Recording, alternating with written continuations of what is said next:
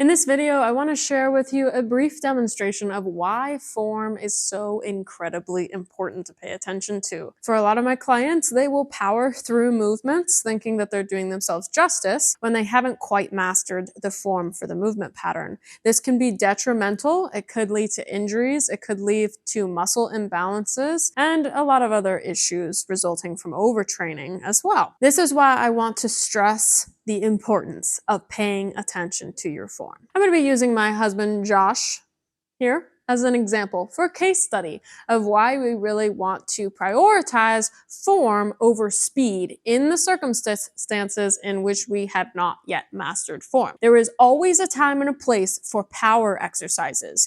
Power is very important for our lower body to be able to help prevent a fall for ourselves if we need those quick, powerful movements, those quick steps. Being able to get up and move quickly is a power movement associated with the lower body. For many people, we need to exercise those movements.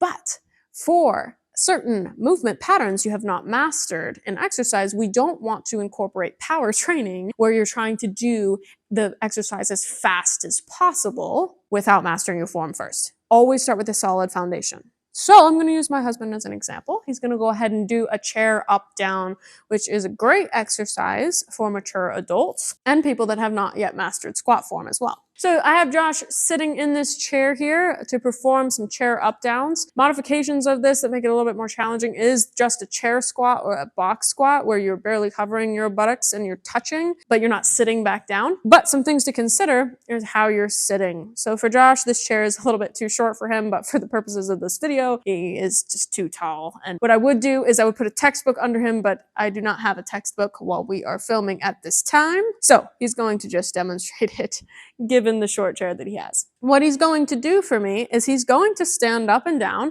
I'm going to have him do it wrong first. And he's okay with this. He's okay with him doing it wrong. But he's just going to do it as fast as possible, not intending it to be wrong. So I already know he's going to do it wrong because I know he has not mastered the squat form yet, which it is a challenging movement pattern to master. He's going to do it as fast as possible in 10 seconds. And I'm going to ask him how he feels doing it. Okay, just whatever form feels comfortable for you. Anything that feels natural. Any movement. Stand up and down? Up and down as fast as possible.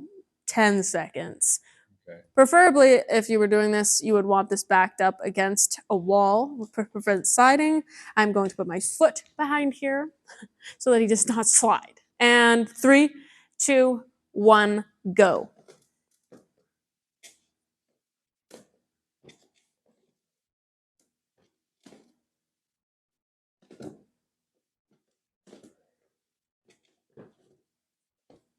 And you're done.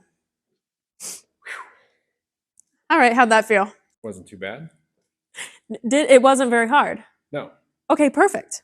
So he says it was not very hard.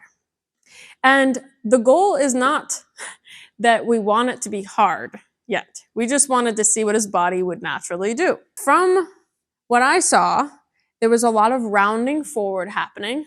There was a lot of arm contra movement, which is fine in certain circumstances, but it was compensating, his arm movements were compensating for his lack of stability and strength in his legs. Okay, so if the goal of strength training is to strengthen weakened parts of our bodies, for many people, it is our lower extremities are a lot weaker. That's going to ultimately, if we can target those legs and we can target the right muscles and not rely on arm movement and not rely on the hunching forward to get us up out of a chair, we'll be able to target our exercises much more efficiently.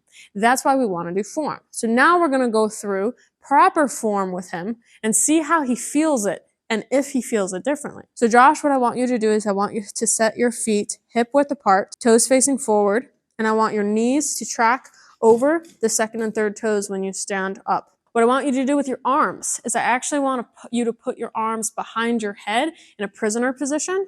Perfect, without pulling on that neck. Yes, so just trying your hardest to hold it, and that alone is going to be challenging. Yeah, okay. So now what I want you to do is I want you to stand up and down as controlled as possible, and I'm going to do this for 10 seconds. So what you're going to do is you're going to exhale as you stand up, and you're going to breathe in as you lower. I'm going to walk you through tempo. So I will guide you through a tempo of standing up for 1 count, holding it at your top point for 1 count, lowering for 3 counts, and then waiting for 1 count. I'll walk you through it. Okay. And up, hold, down, 2, 3, and up, hold, down, 2, 3, but down, and up, hold, down, 2, 3, and up, hold, down, 2, 3. Good. Up, knees, hold, down, 2, 3. You're doing well. Is it hard? Very hard. Okay, so what I need to point out is that he was not able to do this exercise correctly with proper form. And that's not his fault. It is, but it isn't. It's his muscles' fault. So ideally, what I would be doing is I would not be making him do this exercise. He has a weakness in the outer muscles of his what's called gluteus medius, which is his hip external rotators, which are responsible for opening the legs up and externally rotating the leg. He has a weakness in those muscles, which is why when we have him standing up, his knees are caving in. So he has that weakness. If he were to more consciously do it one more time and really focus on opening up those knees and go slowly. That's much better. I would have him do this exercise way slower, focusing only on form and not on tempo at all. However, I would not have him do this exercise too much. I would focus on strengthening that particular muscle first and then transition him over to this exercise. So this is just one example of why form is so important.